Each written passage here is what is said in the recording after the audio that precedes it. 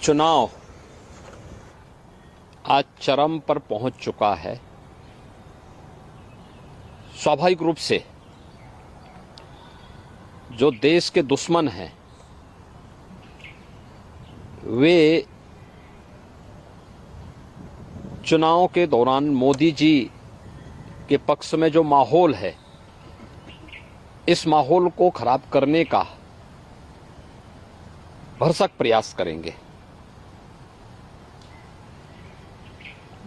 कुछ चीजें हैं जो देखने लायक हैं और जिसको पूरे देश के लोगों को वास्तव में समझना चाहिए कि कैसे पाकिस्तान से राहुल गांधी को प्रोजेक्ट करने का प्रयास कर रहा है। ये चीजें दिखती हैं कि पाकिस्तान सरकार का पूर्व मंत्री जो बेशर्मी के साथ पुलवामा की घटना का समर्थन करता है, वह व्यक्ति राहुल गांधी को सपोर्ट कर रहा हो और राहुल गांधी को लेकर के प्रफुल्लित हो रहा हो, ये चीजें दिखाती हैं कि कांग्रेस का हाथ देश के दुश्मनों का साथ। यानी चीजें दिखती हैं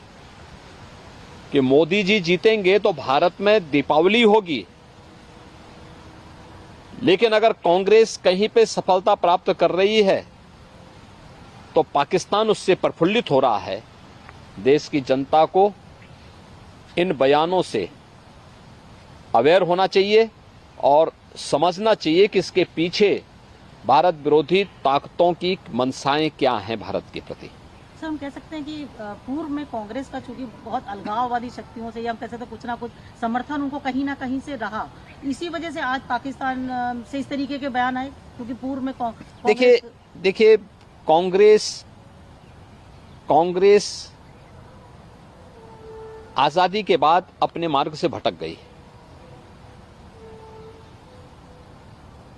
उसने अपने स्वार्थ के लिए पहले देश का विभाजन किया, फिर अपने राजनीतिक स्वार्थ के लिए वह देश के अंदर जिस प्रकार की तुष्टीकरण की नीतियों को उसने आगे बढ़ाया था, तुष्टीकरण की नीतियों का दुष्परिणाम था देश के अंदर अलगाववाद और उग्रवाद चरम पर पहुंचा।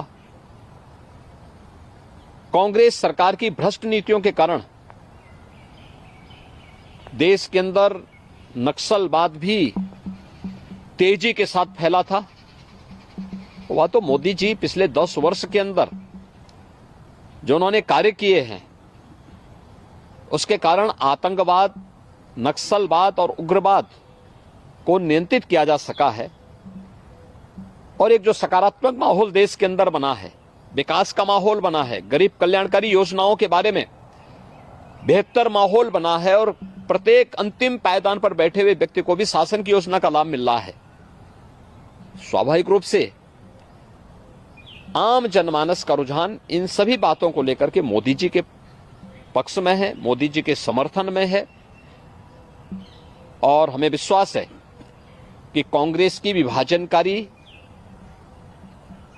तुष्टीकरण की नीतियों से देश की जनता कांग्रेस और इंडी गठबंधन को जोरदार जवाब देकर के उनकी मंशाओं पर पानी फेरने का काम करेगी और मोदी जी के नेतृत्व में